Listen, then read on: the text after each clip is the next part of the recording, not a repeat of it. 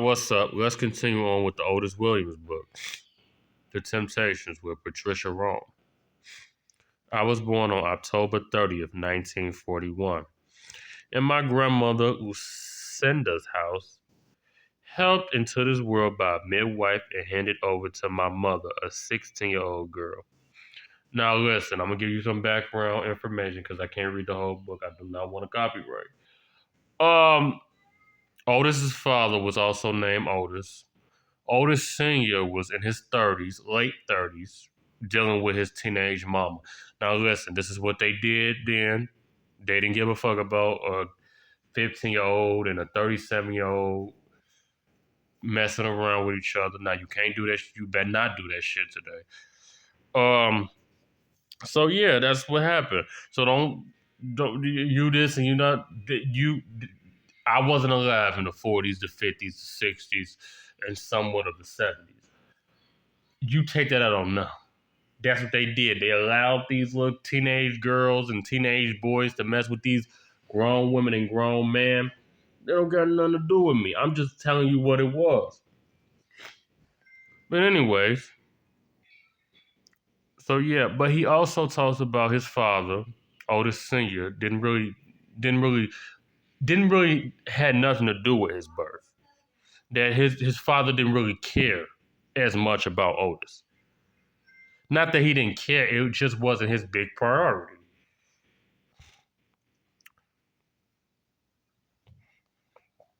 His father's nickname is Sonny One. Through my birth, never put too big a crimp in Sonny One's style. It changed my mother's life. I was a baby when she moved to Detroit, leaving me behind with my grandmother, Gooden. That's his father's mother, which is crazy. How you leave a man? Okay. Um, Extended family ties ran deep, and this kind of arrangement was common there. Grandma Gooden's son didn't have to be married to my mother for her to love me. Let me turn it down because this is draining my fucking battery. Grandma Gooden's son didn't have to be married to my mother for her to love me. Sonny One would come and visit us every so often, and I saw him in church because he was our deacon. That's what I mean by church people. They be so hypocritical trying to tell you how you should live, and the whole time. Anyways, let's move on. Another thing that he said about his daddy, this is why I think his daddy didn't really get no coop or didn't really give a fuck about him, Otis. I'm talking about Otis Jr. He said his daddy was a ladies' man. So that's what I think. Um, but our relationship never developed into a day-to-day father and son thing. I knew that he was my father, but he was not the type to say, "Come on, boy, me and you are going to hang. I tell you about this and that." No, because he didn't give a fuck. To Otis Sr., to his mind, he was just having fun that night with Otis mama, Otis Jr. mama. It wasn't about, oh, I'm going to get her pregnant. Oh, I'm going to do this. He was having fun, and he slipped up and was like, you pregnant? Don't got nothing to do with me. Like, he was very nonchalant about it. This is what I'm drawing. I'm drawing conclusions from what Otis is saying in his book. It's raining. Do y'all know it's gonna? Anyways, I'm not even gonna go there because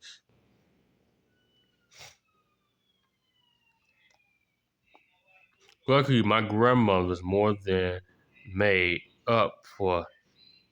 Luckily, my grandmother's more than made up for a lack of parental guidance. So his grandma Lucinda is his mother's mother, and Frank is his father. I'm sorry, his mother's father. Grandma Gooden was the elder of my grandmothers. She had been born only a couple of decades after the emancipation. I slur my words sometimes. Promulgate. I just said the word. Anyways, you know the emancipation promulgate. Let's move on. Don't laugh at me. Cause listen, pause. I done this video like 15 times in the last hour, Something is always happening. The video stop, the phone go off, the iPad. It's just too much. So forgive me. Gooden took her job of raising me to be respectful and polite very seriously. She had worked very hard and owned her house, like Grandma Lucinda and my mother's father, Frank Fisher. Grandma Gooden loved me more than anything in the world. But I but if I ever misbehaved or got out of pocket, she'll light my butt out. She will light my butt up. No questions asked. Anybody's grandmother would do that. Them elders, they don't play. Both grandmothers loved the church, and every Sunday we sat in the hard wooden pews of the white wood framed church listening to the Baptist preacher's sermon, singing the hymns, all full of joy and hope and the love of God. Church was a church was very important to us. Even the little ones would be called upon to take part in the different church activities. So another background, because I don't think I did this. Otis was born in Texas. Hold on.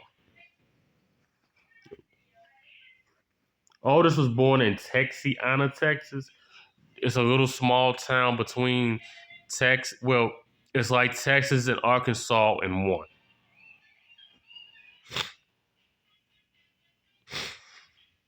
Church was very important to us, and even the little ones would be called upon to take part in different church activities. By the time I was 5 or so, Hayes had been in Detroit for several years. His mama's real name is Hazel, but they call her Hayes. By the time I was 5 or so, Hayes had been in Detroit for several years.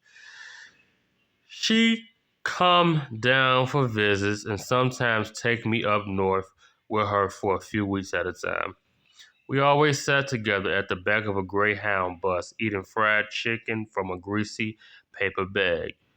I recall just staring at her. She was very, very pretty with gorgeous dark eyes and freckles. I never knew how his mama looked in real life. Hold on. Melvin mama, y'all know Melvin, the one they call Blue from the Temptations. I know how mama rolls. Otis Williams' mother. Trying to see. I have seen how his mother look. His mama looked the same, like how. Yeah, she looked the same from the lady who played her in the movie. I don't see no damn freckles, but okay.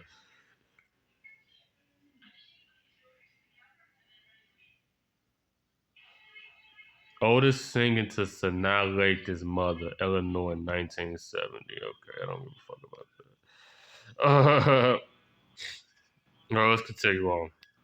Although the few times we shared back then came back to me very clearly today, adding up, it wasn't a lot of time, and as I grew older, I became more cautious of the fact that she wasn't always. It wasn't a lot of time, and as I grew older, I became more cautious of the fact that she wasn't always around. Yeah, and that fucks with kids' heads. At church, they picked me to stand up and recite a little poem about Jesus for a special church meeting. Hayes promised to be there for my recital. So grandmother Gooden browbeat me for weeks before the recital. Boy, she would say, you get in there and learn that now, so you can make a good showing when your mother comes. I practiced and practiced my poem. I wanted to make Hayes proud.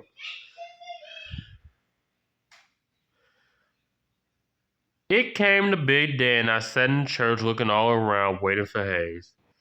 After what felt like an eternity, the pastor called my name. I walked up to the front of the church, and my little heart broke when I saw that Hayes wasn't there. All that practice was for nothing if my mother wasn't there, but I stood up and rattled off my poem. Rattled off my poem. Everyone applauds. I was heading back to my seat, feeling crushed, when Hayes walked in. She missed it. Grandmother Gooden told to the pastor, who announced to the congregation that I would recite my poem again. I was just beaming, so happy to see my mother and to know that she hadn't forgotten me. Yeah, I think that's why Otis and a lot of people say Otis get a bad rap for the Temptations movie. Yeah, I do think that Otis was just he was just ridiculous. I don't know about now. And ain't that crazy that Otis is the only original Temptation member still alive, still singing them songs and concerts? I'm like, Otis, go sit the fuck down, drink some coffee, eat a donut from Dunkin' Donuts. Otis, go sit down. Like, you're a legend, an icon, but come on now. You 80 years old, still singing Papa Was a Rolling Stone. I mean, do it until the wheels fall off, but I would get tired. Like, I think for music, people in the music industry, the 70s is when you should stop. Diana Ross still doing it, and I don't know, she's still putting out albums too. I'm like, lady, ain't nobody buying that or cop streaming that shit. Besides them people over there. Make sure you like, share, tell a friend, and